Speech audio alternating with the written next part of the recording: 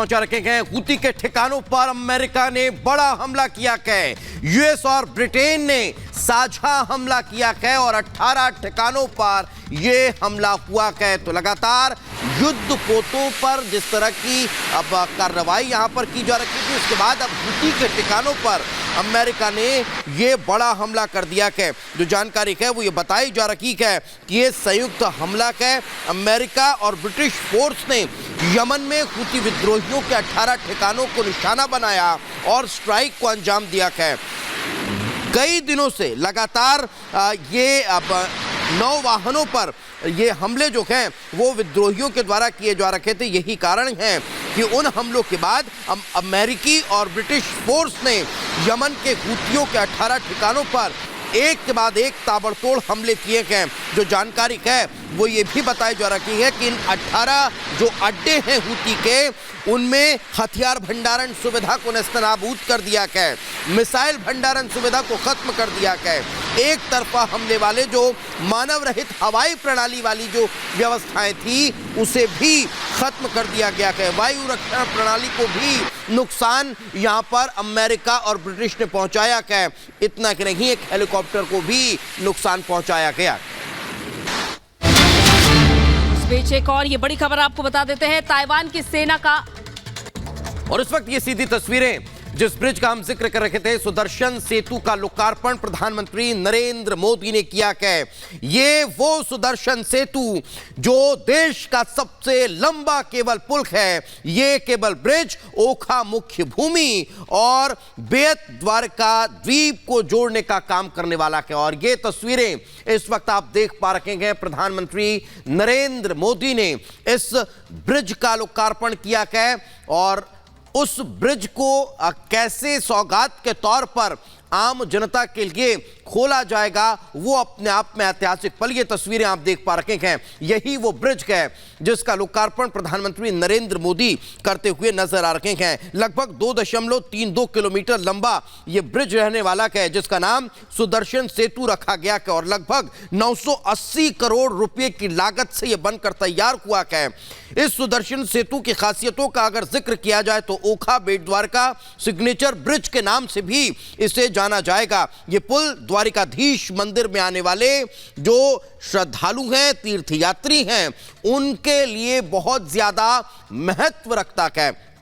जो श्रद्धालु इससे पहले अगर द्वारिका बेट द्वारिका दर्शन करने गए होंगे तो उन्हें इस बात का ध्यान होगा कि आखिर इस ब्रिज की कितनी ज्यादा आवश्यकता थी और इसके ओपन होने के बाद कितना ज्यादा फायदा न सिर्फ यहां रहने वाले लोगों को बल्कि जो श्रद्धालु हैं उनको भी होगा। बेट द्वारिका में जो लोग निवासरत थे, जो लोग रहते थे, उन्हें द्वारिका आने के लिए ये जो तस्वीरें आप देख रहे हैं, कुछ इसी तरह की नाव का रोजाना उससे सफर करना पड़ता था। लेकिन अब इस ब्रिज के बनने के बाद उन्हें भारी सुविधा होने वाली है। सुदर्शन सेतु का डिजाइन बहुत खास नजर आ रहा है, अद्वितीय ये डिजाइन है। इस पुल के दोनों तरफ श्रीमद् भगवद गीता के श्लोकों और भगवान कृष्ण की छवियों से इसको सुसज्जित किया गया है, ताकि जब आप यहां से गुजरेंगे तो आपको उसका दीदार होगा, आप उन श्लोकों को पढ़ भी सकते हैं। इसमें पैदल पथ के ऊपरी हिस्से पर सौर पैनल लगाए गए हैं, जिससे 1 मेगावाट बिजली का उत्पादन यहां पर किया जा सकता है। इससे इतर इसकी एक और खासियत का जिक्र करें तो सुदर्शन सेतु द्वारका बेट द्वारका मार्ग के बीच यात्रा करने वाले भक्तों के समय को काफी हद तक कम कर देगा। सेतु के निर्माण से पहले तीर्थ यात्रियों को बेट द्वारका तक पहुंचने के लिए नौका का परिवहन करना पड़ता था, जिसकी जानकारी हम आप तक लगातार पहुंचा रखेंगे। और जो श्रद्धालु, जो दर्शनार्थी वहां पहुंचे हैं, उन्हें इस बात की बहुत अच्छे से जानकारी है।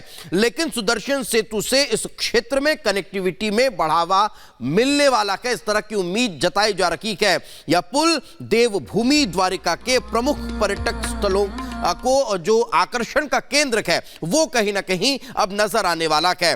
सुदर्शन सेतु से इस क्षेत्र में कनेक्टिविटी बढ़ने की भी उम्मीद है। 4 लेन वाले इस पुल पर दोनों तरफ लगभग 2.50 मीटर चौड़ा एक फुटपाथ बना हुआ है। पीएम मोदी ने 2017 में इस पुल की नींव रखी थी और इस ड्रीम प्रोजेक्ट के पूरे होने के बाद आज इसे आम जनता के लिए, आम जो तीर्थयात्री हैं उनके लिए समर्पित किया जा रहा है। और बिल्कुल अब तक ये देखा जाता था कि जो द्वारका आने वाले श्रद्धालु होते थे, लगभग 70% श्रद्धालु वापस लौट जाते थे और बेट द्वारका तक वो पहुंच नहीं पाते थे। लेकिन अब उनका ये सपना साकार होने जा रहा है, क्योंकि सुदर्शन सेतु का उद्घाटन आज पीएम नरेंद्र मोदी कर रहे हैं।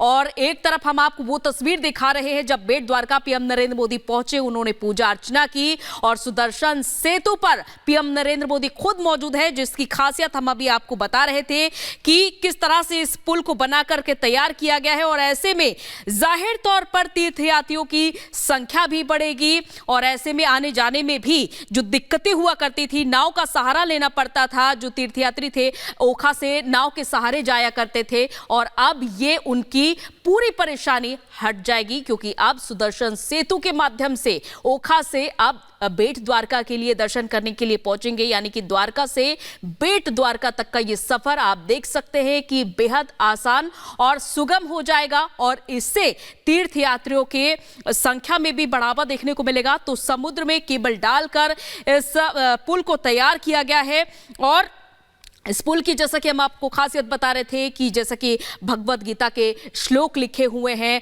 पूरी तरीके से सुदर्शन जैसा कि नाम दिया गया है दीपेश इसका, कि भगवान श्री कृष्ण के उंगली में वो सुदर्शन था और उसी वही नाम जो है इसमें दिया गया है। और लगातार तस्वीरें हम आप तक पहुंचाते रहेंगे, पल पल की अपडेट आपको देंगे। फिलहाल एक छोटे से ब्रेक के लिए रुकेंगे, ब्रेक के बाद जल्द हाजिर होंगे और बताएंगे भगवान कृष्ण की पूजा और सुदर्शन ब्रिज की सौगात कैसे पीएम मोदी ने द्वारिका वासियों को दी है। एक छोटे से ब्रेक ले रुकेंगे।